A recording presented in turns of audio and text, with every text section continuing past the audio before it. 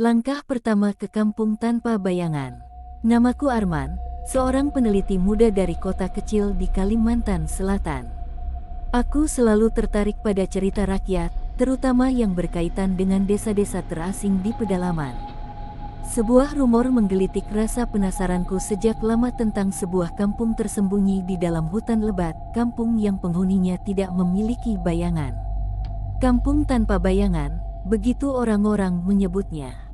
Tidak ada peta yang menunjukkan lokasinya.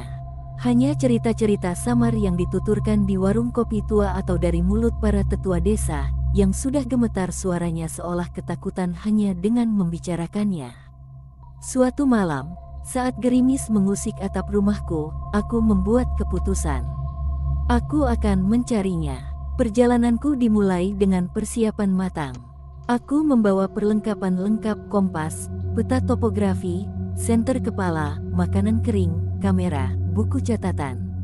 Aku juga menyewa seorang pemandu lokal, seorang pria parubaya bernama Pak Jaya, yang konon pernah mendekati daerah itu, namun mengaku tidak pernah benar-benar berani masuk. Anak muda, katanya sambil mengatupkan bibirnya rapat-rapat, kalau kau keras kepala, minimal dengarkan satu nasihatku, jangan pernah bertanya nama siapapun yang kau lihat di sana. Aku hanya tersenyum, mengira itu bagian dari cerita rakyat biasa. Betapa bodohnya aku. Kami berangkat pagi-pagi sekali, menyusuri sungai kecil menggunakan perahu motor tua. Udara lembab menusuk tulang, penuh aroma tanah basah dan dedaunan membusuk. Setelah beberapa jam, kami meninggalkan sungai dan melanjutkan perjalanan dengan berjalan kaki ke dalam hutan yang terasa semakin pekat. Semakin jauh kami masuk, suara dunia pun seakan memudar. Tidak ada lagi kicau burung, tidak ada gemerisik serangga. Hanya keheningan yang menekan dada, seolah hutan itu sendiri menahan napas. Di tengah perjalanan, Pak Jaya beberapa kali berhenti, menancapkan potongan kain merah di ranting pohon. Penanda jalan, gumamnya. Namun tatapan matanya gelisah, seolah setiap langkah semakin membuatnya ragu. Menjelang senja, kabut tipis mulai turun. Hutan berubah menjadi labirin kelabu. Bayangan pepohonan membentang panjang di tanah, bergoyang lemah diterpa angin sepoi-sepoi. Sampai akhirnya aku sadar sesuatu yang aneh. Bayanganku mulai pudar. Aku berhenti berjalan. Pak Jaya, lihat ini, seruku. Pemandu itu hanya menatapku singkat, wajahnya pucat pasi. Kita sudah terlalu dekat, bisiknya. Aku tidak ikut lebih jauh. Di sini aku berhenti. Aku menatapnya tidak percaya. Tapi kita belum sampai. Namun Pak Jaya menggeleng cepat, kemudian membalik badan dan pergi meninggalkanku sendirian di tengah hutan yang mulai menghitam. Aku berdiri kaku. Tidak ada suara. Tidak ada arah. Dan untuk pertama kalinya dalam hidupku, aku benar-benar merasakan ketakutan yang dingin dan nyata. Aku terpaksa melanjutkan perjalanan sendirian. Kabut semakin tebal, langkah-langkahku menjadi ragu.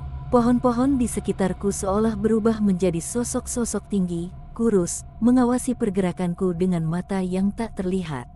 Setelah beberapa jam yang terasa seperti selamanya, aku melihat sesuatu di kejauhan, bayangan bangunan. Sebuah gerbang kayu sederhana, setengah lapuk, berdiri di tengah kabut. Di atasnya, ukiran kasar dalam bahasa Dayak kuno, "Selamat datang, jangan menoleh." Aku merasakan bulu kudukku meremang.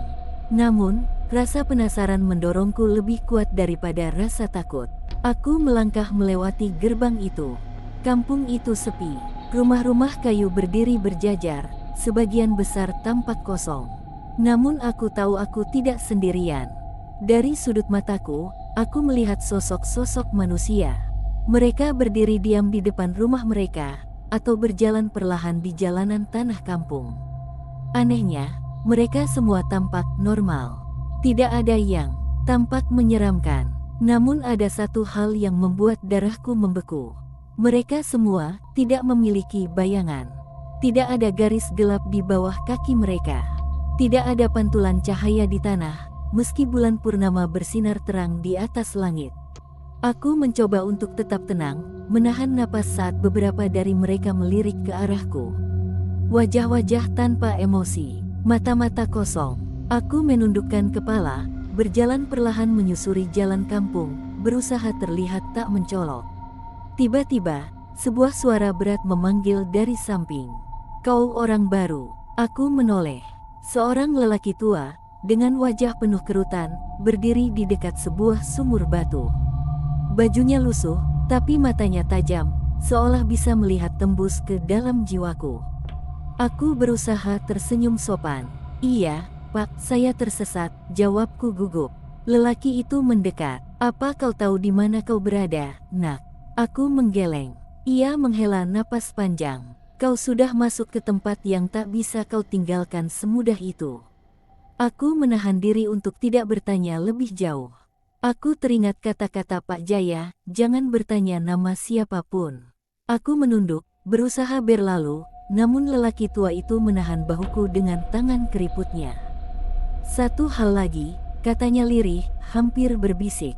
"Kalau malam nanti kau mendengar suara-suara dari luar rumahmu, apapun yang terjadi, jangan buka pintu."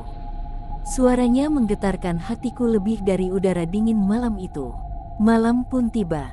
Aku menemukan sebuah rumah kosong yang tampaknya sudah lama ditinggalkan. Dengan jantung berdebar, aku masuk ke dalam dan mengunci pintu kayunya rapat-rapat. Angin malam menggerakkan tirai lusuh, menciptakan bayangan aneh di dinding. Tapi aku menahan rasa takutku, berusaha tidur di atas lantai kayu yang berderit. Beberapa jam berlalu dalam keheningan, hingga terdengar ketukan. Tok, tok, tok. Awalnya pelan, kemudian keras. Lalu terdengar suara seorang perempuan, lirih, memanggil namaku.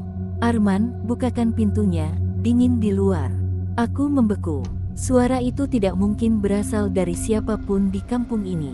Aku tidak pernah memberitahukan namaku pada siapapun di sini. Bahkan kepada lelaki tua di sumur itu. Ketukan itu semakin keras. Tangan-tanganku gemetar. Keringat dingin membanjiri punggungku. Aku menutup telinga, meringkuk di sudut ruangan. "Tok, tok, tok. Arman, kami lihat kau, kami tahu kau di sini." Suara-suara itu bergema sepanjang malam. Ketika fajar akhirnya datang, ketukan itu berhenti. Dengan tubuh gemetar, aku membuka pintu perlahan. Jalanan kampung kembali sepi, seolah tidak pernah terjadi apa-apa. Tapi aku tahu, aku sudah melakukan satu kesalahan fatal. Aku menatap ke bawah, ke arah tanah. Bayanganku benar-benar sudah menghilang. Dan untuk pertama kalinya, aku sadar. Aku mulai menjadi bagian dari kampung tanpa bayangan. Jejak bayangan yang hilang. Fajar baru saja menyingsing saat aku membuka pintu rumah reyot itu. Embun menetes di atap daun, menciptakan irama tidak beraturan yang mengiringi kecemasan di dadaku. Jalan kampung tampak sunyi, hanya derit kayu tua dan desir angin di antara bilik-bilik kayu. Namun di benakku, dentuman ketukan semalam masih bergema. Aku menunduk, menatap tanah di bawah kaki. Tidak ada bayangan. Rasa panik merebak. Tanpa bayangan, aku merasa seolah kehilangan pegangan terhadap realitas. Apakah aku sudah setengah jadi penghuni kampung ini, yang terpisah dari dunia nyata? Dengan langkah gontai, ku coba menapak mencari bekas jejakku sendiri di tanah lembab. Jejak sepatu tertinggal samar, tetapi di ujungnya, tanah itu rata, seolah tak ada yang pernah menginjak. Sesuatu menekan hatiku, di sini, eksistensi manusia tak diakui. Aku memutuskan kembali ke sumur tempat aku bertemu lelaki tua. Mungkin ia punya petunjuk bagaimana mengembalikan bayanganku. Pepohonan di sepanjang jalan tampak menunduk, seolah merunduk memandangku dengan iba. Jalan kampung yang semalam penuh sosok tanpa bayangan kini tampak kosong melompong, hanya jejak rontokan daun dan ranting patah. Di depan sumur, lelaki tua sudah menantiku. Wajahnya tampak lebih letih, mata cekungnya menatap hampa. "Apa kau masih hidup, Nak?" Suaranya serak. Aku kehilangan bayangan," jawabku pelan. "Apa artinya? Bisakah kutemukan lagi?" Lelaki tua terdiam. Angin menyibatkan kain lusuhnya. "Bayangan di sini bukan sekadar pantulan cahaya. Ia adalah simpul jiwa yang mengikatmu pada dunia. Tanpa itu, kau perlahan terhapus dari ingatan orang lain dan dari dirimu sendiri. Aku meraih tangan tuanya. Bagaimana cara mendapatkannya kembali? Ia mendesah, menunduk. Ada tempat di ujung kampung, tanah lapang dengan batu besar. Di sana ada sisa ritual yang dulu menjaga batas antara kampung dan dunia luar. Mungkin di situ jawabanmu. Perjalanan ke tanah lapang memakan waktu sejam lebih. Jalan setapak menyusup di antara rumah-rumah, lalu menembus hutan kecil di tepi kampung. Di pepohonan, aku meraba batang-batang kayu, semuanya dingin, basah, hidup. Suara hatiku menderu, apakah aku pantas mengusik ritual kuno itu? Tiba di lapangan, pandanganku tertumbuk pada susunan batu besar, 4 batu tegak membentuk lingkaran, 1 batu pipih di tengah seperti meja kurban. Di permukaan batu pipih, ukiran pudar hati terbelah. Darah kering membekas di celah ukiran, merah kecoklatan. Aroma besi menusuk hidung. Aku berlutut, menelusuri ukiran dengan ujung jariku. Tiba-tiba, tanah bergetar lembut. Angin berputar di sekitarku, membawa bisikan. Kembalikan yang hilang. Suara itu samar, namun jelas menggetarkan jiwa. Aku melonjak berdiri, menatap sekeliling.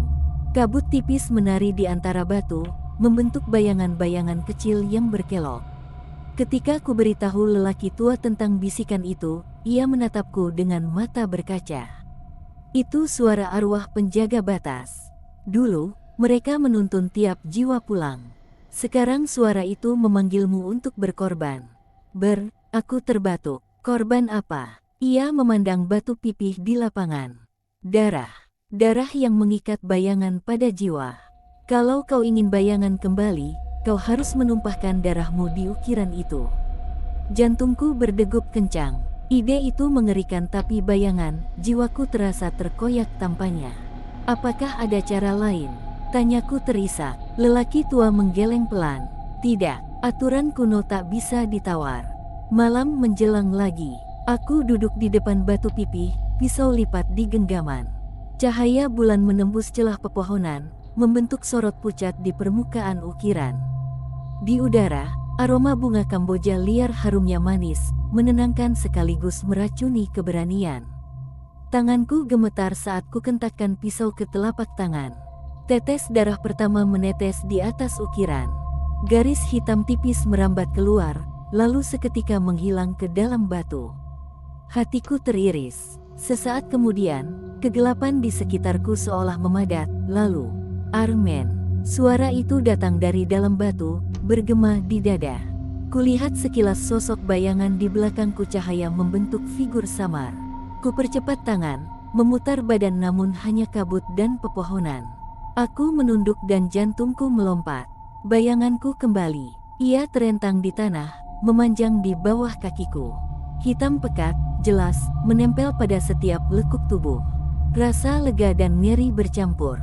Aku meraba tanah, merasakan denyut kehidupan kembali mengikat. Namun ada sesuatu yang salah, bayangan itu berdenyut, bergerak sedikit lebih lambat dari tubuhku, seolah punya kehendak sendiri. Tiba-tiba, suara langkah kaki memecah kesunyian.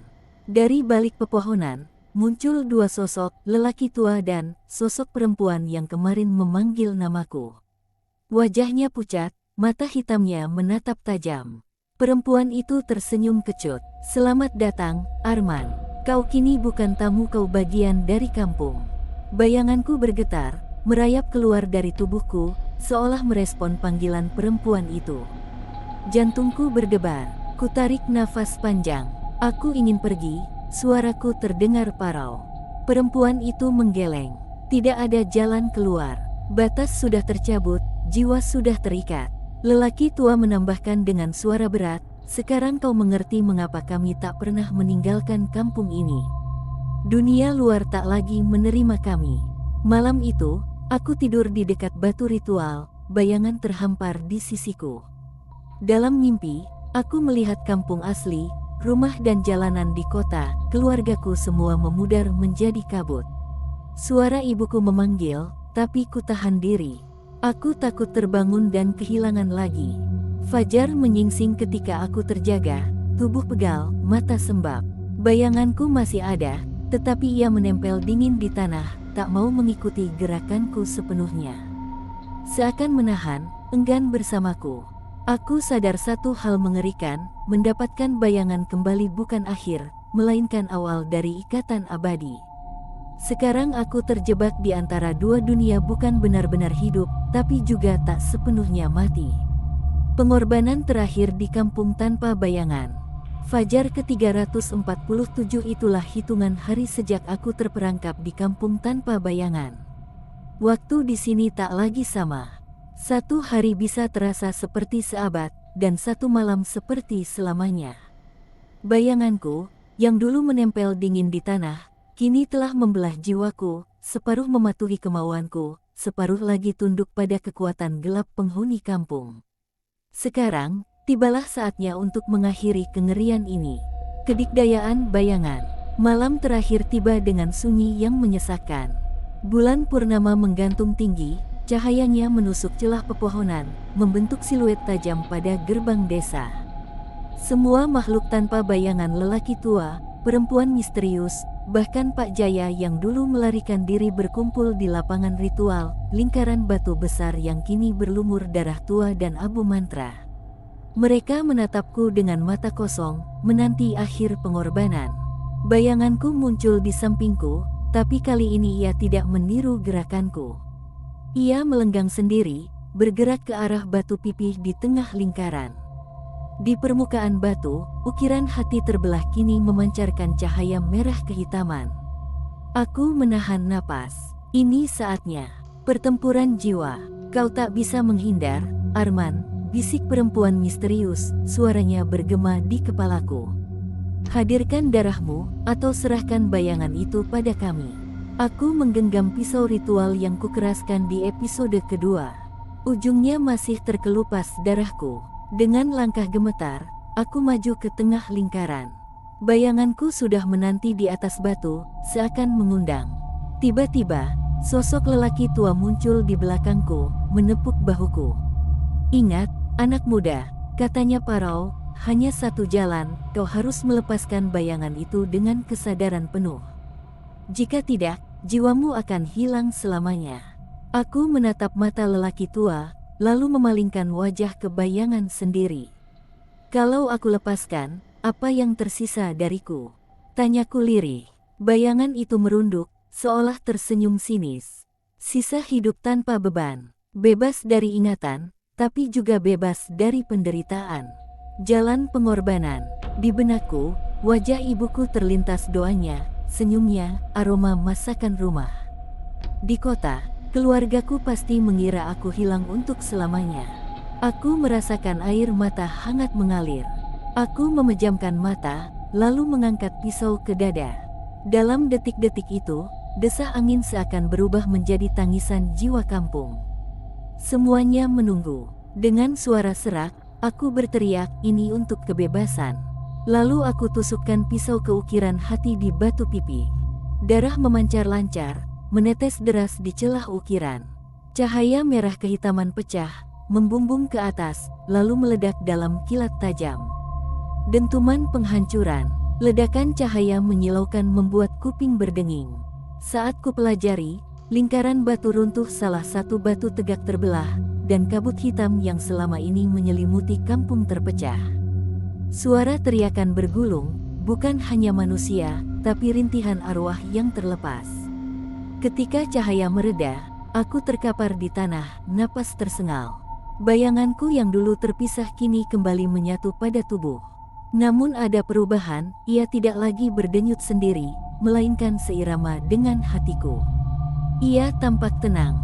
Di sekelilingku, sosok tanpa bayangan terjatuh satu persatu, lalu memudar menjadi debu kelabu. Lelaki tua terduduk, menutup mata dengan tangan gemetar. Perempuan misterius menunduk, lalu menghilang dalam kabut yang menguap. Pak Jaya muncul, matanya basah. Kau berhasil, nak. Kau memulihkan batas yang dulu terkoyak. Fajar baru. Saat fajar menyingsing, kampung berubah rupa. Rumah-rumah kayu kembali polos, tak ada bekas darah di jalanan. Serangga malam tak lagi sunyi, kicau burung kembali menggema. Bayangan pepohonan menari wajar di tanah. Aku berdiri di tengah lapangan batu, memandangi bekas ukiran yang kini rata, seolah tak pernah ada. Ritual. Hutan di sekelilingku berdenyut hidup. Pak Jaya menggandeng lenganku. "Ayo pulang," ujarnya. "Gerbang di ujung hutan akan terbuka sekali lagi." Perpisahan yang pahit. Sebelum beranjak, aku menoleh pada kampung yang pernah menahan jiwaku. Hatiku sesak, aku merasakan ikatan pelik antara ketakutan dan kasih sayang aneh pada tempat ini. Lelaki tua muncul lagi, menepuk bahuku. "Jangan lupakan kami," katanya. "Kampung ini akan selalu ada, di antara bayangan dan cahaya." Lalu ia pergi, menembus pepohonan. Bayanganku menempel erat di kakiku, lembut namun mantap. Aku menggenggam pisau ritual, lalu meletakkannya di atas batu pipi. Tanda perpisahan. Kembali ke dunia. Perjalanan pulang terasa ringan. Setiap langkah di tanah lembab kini meninggalkan bayangan jelas. Aku tak takut lagi pada kegelapan, aku membawa pengalaman yang tak bisa dihapus. Di tepi hutan, gerbang kayu muncul samar di kabut pagi. Aku melangkah melewatinya, menoleh sekali tapi tak ada kampung di belakang. Hanya hutan hijau yang bergetar ditiup angin. Kembali di sungai, Pak Jaya menepuk punggungku. "Kau selamat," ujarnya. "Sekarang hidupmu milikmu kembali." Aku mengangguk, menatap bayangan sendiri di permukaan air yang bergelombang. Ia tersenyum samar, lalu hilang saat gelombang sirna. Jejak yang tersisa. Beberapa bulan kemudian, aku kembali ke kota. Orang tuaku menangis bahagia, teman-temanku mengira aku hilang. Aku menulis jurnal, merekam setiap detail kisah. Namun di lembar terakhir, aku meninggalkan satu catatan. Ada tempat di antara cahaya dan bayangan, di mana jiwa diuji. Jika kau tersesat di sana, ingatlah, bayangan adalah bekal, bukan beban. Jangan pernah melepaskannya tanpa kesadaran penuh. Di kamar gelap, aku menyalakan lilin. Di dinding, bayanganku menari lembut bersama cahaya temaram. Dan aku tersenyum, karena pada akhirnya, aku memeluk kegelapan dan cahaya dalam satu jiwa yang utuh. Tamat.